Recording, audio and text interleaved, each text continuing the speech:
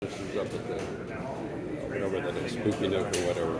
Anyway, how are things going? I saw a little bit of them last night in the scrimmage with the older guys. They certainly look like they get along.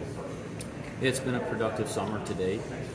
We still have a couple of weeks left, but to date it's been a group that's came in with the right attitude, wants to assimilate quickly together. We're limited on the amount of time that we have with them on the floor, but I feel like we've gotten a lot out of the time that we've been out there.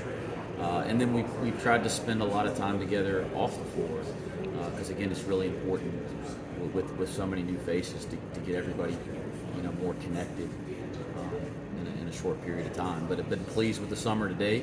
Like I said, we still have some work to do, and we're trying to make the most out of every second and minute that the NCAA allow us to be out in the court working together. They all weigh a little bit more, and Dan said he jumps a little bit higher, which is kind of scary because he brings rain as it is. So, we say this all the time.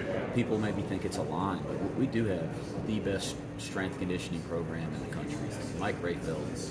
I can't imagine there's a better strength coach, performance coach than Mike Rayfeld.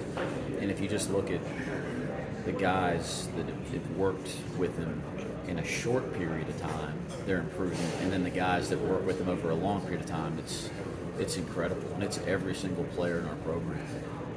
We're looking at Jameel Reynolds, who got here 6-7 weeks ago, and his body's been transformed. But what's more impactful is the guys that have been working with him for a year, 2 years. Not just how much stronger they are or how much better they move, but their coordination and their timing. I mean, he really does help develop them in every physical way. 7 new additions this offseason. Just talk about what you've seen from those guys. All right, 7's right. When I was counting right, that's what I thought. But what have you seen from those guys here throughout the summer as they make that transition to Cincinnati? Again, I think to date everybody's come in with the right attitude and the right mindset. They've come in with a work-like mentality. I think over the last 2 years, the guys that have been here have helped set a foundation of how we work every day. And the guys that have walked through the door have jumped right into that and fit into that mentality and approach. They've been willing to learn. We got guys that have played college basketball at other places and had a lot of success and have a lot of experience, but they've come in humble and ready to learn the way that we do things at Cincinnati. And so that, I think that's helped, because when you have somebody, and I'll give C.J. Frederick as an example, he's played in NCAA tournaments. He's had a lot of success. He's played for great coaches and played with great players. But for him to come in humble and ready to learn from the guys that have been in this program, that's been important to building the right kind of culture on this team. Wes, looking at the makeup of this team and the different skill sets, how does that versatility allow you to do different things schematically?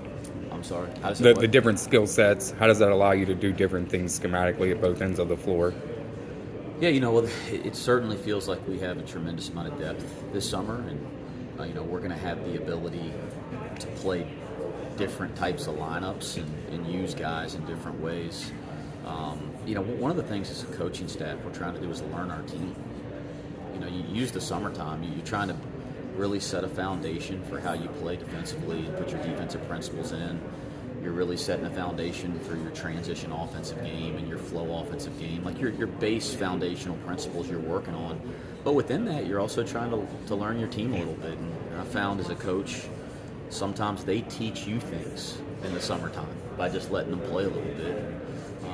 We're learning some things about them that maybe we didn't know, and I think that'll shape the way that we play in some really intricate ways as we move through the fall and into preseason practice. Yeah, quick turnaround today. Obviously, yesterday you were in New York at the Rucker Park Big 12 Hoops in the Park event. Just walk us through what that experience was like for you a little bit as well. It was cool. Been really impressed with the Big 12. Our commissioner, Brett Yormack, I've been around him a couple times and listened to him talk about his vision for the league and his vision for basketball, and it's innovative. Really helped me. It's the one thing I like. He recognizes the success of the league to date. It's the best basketball league in the country. The numbers say it. The analysts say it. It's obvious when you look at it. he recognizes that and recognizes that there's some things there that you don't have to mess with, but he thinks about new and innovative ways to get that message out and to get our league out to different parts of the country and parts of the world. And I'm really impressed there. The Big 12 just does things first class, right? So bringing us to New York, having us where I've never been to Rucker Park before. As a basketball junkie, that was pretty neat for me. But working with kids and with other coaches in the league, it was neat. It was a cool experience. But I am glad to be back so I can get to work with my guys again. What's impressed you most about Jizzle James so far, Wes? Yeah, Jizzle's, physically, he's not a freshman. He has a real physical impact on the game at his position. It's been really impressive. Some guys walk in the door as freshmen and they just look young physically, or their bodies maybe look young compared to guys that are juniors and seniors in college. Jizzle doesn't. Jizzle looks, physically like he belongs against anybody he's going to line up against.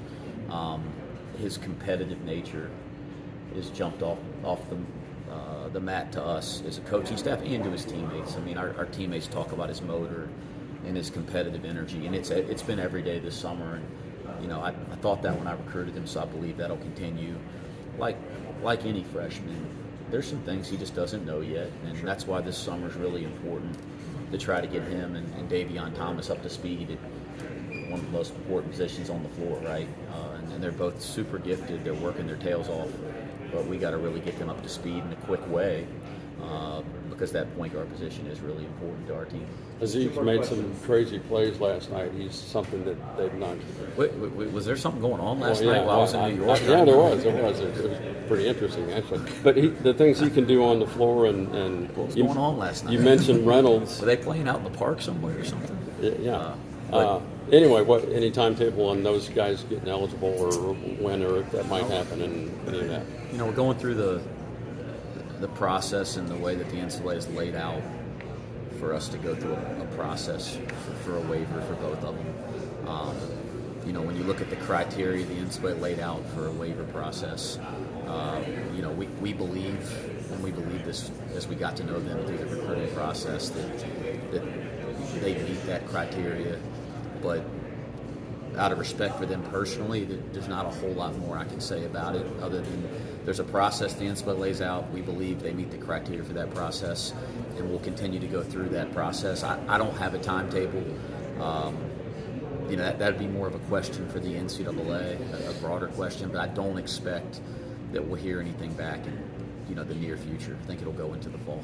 In terms When of you walk out the tunnel for tip-off for this one, December 16th, what do you expect this place to look and sound like? Yeah, one thing that has blown me away in the 2 years that I've been coaching here is the support of our fans. Every once in a while you think it's Christmas break and nobody's going to show up, and you walk out and there's 10, 11,000 people in Fifth Third when you didn't think there'd be 5. So I think you play a local game against another great program that has a lot of support in the area. It's in downtown Cincinnati. You expect to show up and to have a great atmosphere. And selfishly, I expect our fans to drown out those Dayton fans, right? I expect us to have a much bigger influence from a fan perspective. And then we hopefully it's 70% UC in there, and then we got to make sure that when we walk out there, if it's that way, that our players understand that if the kind of support they're giving us, we better give them that kind of effort in return. All right, thanks, guys.